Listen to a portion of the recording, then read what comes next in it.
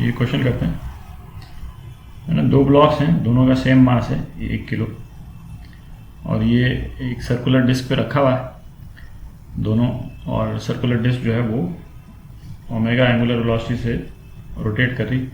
अच्छा, इनका डिस्टेंस दिया हुआ है सेंटर से, है ना, 0.5 मीटर। तो दोनों का डिस्टेंस r है ना। यहाँ पे भी r लिख सकते हैं, बट मैं अभी इस ब्लॉक पे फोर्सेस को एनालाइज करेंगे तो जगह चाहिए होगी, तो इसलिए मैंने अभी खाली छोड़ दिया था। और कोएफिशिएंट ऑफ फ्रिक्शन दे रखा है। मैक्सिमम एंगुलर वेलोसिटी पूछी है जिसमें डिस्क जो है वो रोटेट कर सकती है। तो ये ब्लू वाला जो ब्लॉक है, इस पे जो फोर्सेस हैं उसको देखते हैं।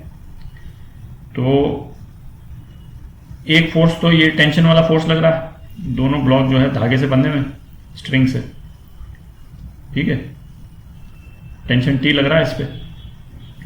अच्छा, यदि केवल टेंशन T लग रहा होता, सपोज ये इसको भूल जाएं कि ये डिस्क गोल घूम रही है, केवल टेंशन T लग रहा होता, तो ब्लॉक को स्टेशनरी रखने के लिए फ्रिक्शनल फोर्स का डायरेक्शन किधर होता है? इसको मैं लाल में बनाता हूं,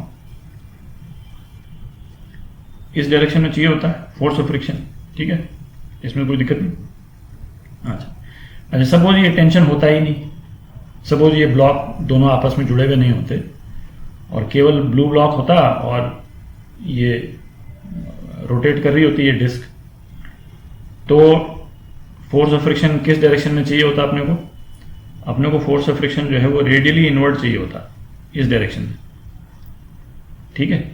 क्यों? क्योंकि उसको सेंट्रीपिटल फोर्स प्रोवाइड करना होता है ना। फोर्स ऑफ फ्रिक्शन जो है उस केस में इस डायरेक्शन में होता है, ठीक है।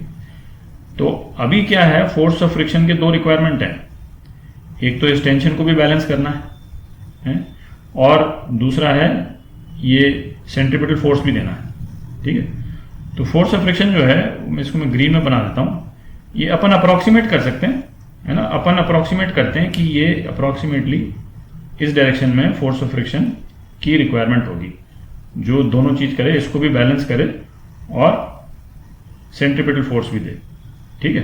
अपने को मालूम नहीं है ये एंगल क्या है, इस एंगल को मैं थीटा बोल देता हूं। अपने को मालूम नहीं है ये थीटा क्या है, बट अपन अप्रोक्सीमेट कर सकते हैं कि फोर्स ऑफ फ्रिक्शन का डायरेक्शन ये होगा इस केस में, ठीक है। तो ये रेड वाला और येलो वाला इसको मिटा देते हैं, ठीक है। ये तो एनालिसिस के लिए बनाया था। तो अब एक तो ब्लू ब्लॉक पे जो फोर्सेज हैं उसको रिजॉल्व कर लेते हैं। अच्छा, ये एंगल जो है ना, ये इसको अल्फा बोल देता हूँ। ये तो 45 है, अल्फा तो 45 डिग्री है, तो अपने को दिख ही रहा है ना। ये आर है और ये आर है, तो टी कॉस अल्फा तो इस डायरेक्शन में, ठीक है, और टी साइन अल्फा इस डायरेक्शन में, ठीक है। अच्छा, फोर्स ऑफ फ्रिक्शन जो है वो एफ कॉस थीटा इस डायरेक्शन में है कि नहीं, और एफ साइन थीटा इस डायरेक्शन में, ठीक है। अच्छा, अब हमको रेडियली इनवर्ट जो है वो एक सेंट्रीपिटल फोर्स चाहिए, जो कि कितना चाहिए अपने को, एम आर ओमेगा स्क्वायर, है कि नहीं, सो दैट ये घूम सके। तो एक रेडियली इनवर्ट ये फोर्स भी चाहिए। तो इक्वेशन लिखते हैं। तो इसको सेंट्रीपिटल फोर्स कौन कौन से फोर्स प्रोवाइड कर रहे हैं, एक तो T cos alpha plus F cos theta जो है वो सेंट्रीपिटल फोर्स प्रोवाइड कर रहा है, ठीक है। और दूसरा जो है वो ये बैलेंस होना जरूरी है, हॉरिजॉन्टल डायरेक्शन वाले दोनों फोर्स, ताकि ब्लॉक हिले नहीं अपनी जगह से। तो टी साइन अल्फा जो है वो एफ साइन थीटा के बराबर होना चाहिए, ठीक है। अच्छा, चूंकि अपने को ओमेगा की मैक्सिमम वैल्यू पता करनी, तो इस पे फोर्स ऑफ फ्रिक्शन तो मैक्सिमम ही लग जाएगा, ठीक है।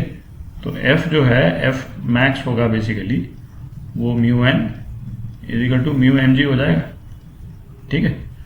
तो इसको भी लगा देते हैं यहाँ पे। तो क्या हो गया, ये वाली इक्वेशन जो है, ये वाली इक्वेशन हो गई T cos alpha is equal to, इसको उस तरफ ले जाते हैं एफ कॉस थीटा को, M R omega square minus mu M G cos theta, ठीक है। और ये टी साइन अल्फा, ये इक्वेशन, तो ये इक्वेशन यहीं पे लिख देता हूँ, ये हो गई mu M G sine theta हो गई, ठीक है। अच्छा, अब अल्फा जो है 45 डिग्री है, ठीक है, ये तो दिख ही रहा है। तो टी साइन अल्फा और टी कॉस अल्फा ये तो दोनों बराबर ही हो गए। तो ये इक्वेशन 1 और इक्वेशन 2, इसमें जो ये वाले जो पोर्शंस हैं, जो ये पोर्शन जो है वो इसके बराबर हो जाएगा। क्यों? क्योंकि टी साइन अल्फा और टी कॉस अल्फा ये दोनों बराबर है, ठीक है। तो लिख लेते हैं जरा, M R omega square minus mu M G cos theta is equal to mu M G sine theta, ठीक है। तो अब लिखते हैं इसको, एम तो हट जाएगा सब जगह से, वैल्यूज डाल देते हैं।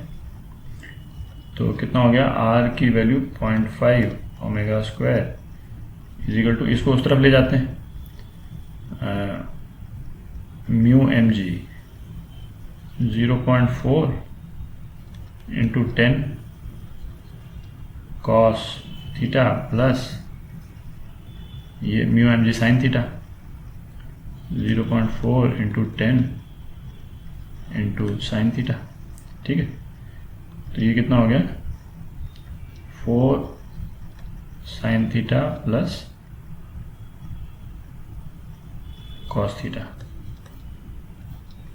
ठीक है। और ये कितना हो गया, 0.5 ओमेगा स्क्वायर, है ना। थोड़ी जगह बना लेते हैं।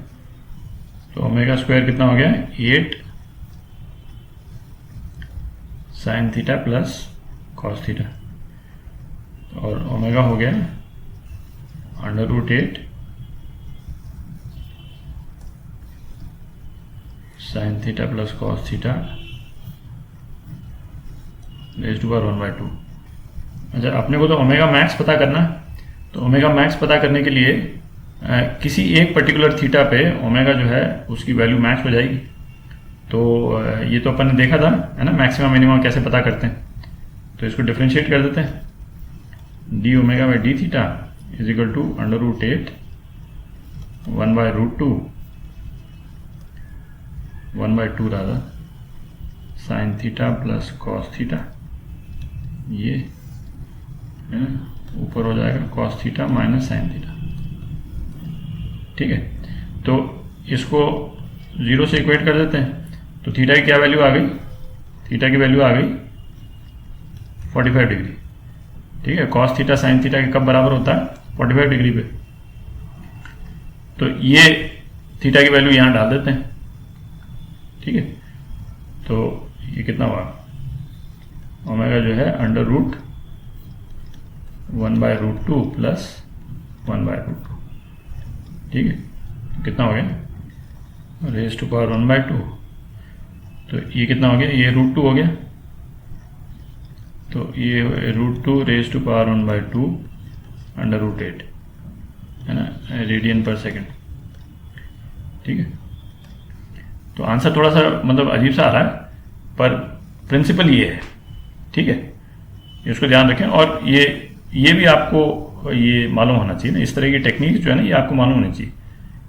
किसी भी फंक्शन में का मैक्सिमा निकालने के लिए उसको डिफरेंशिएट करके 0 से इक्वेट करें, तो उस जो मतलब वो जिस भी वेरिएबल पे वेरी कर रहा है, उस वेरिएबल की वो वैल्यू आ जाएगी जिस पे ये फंक्शन जो है वो मैक्सिमा है, ठीक है। और फिर उस फंक्शन की वैल्यू निकाल लें, ठीक है।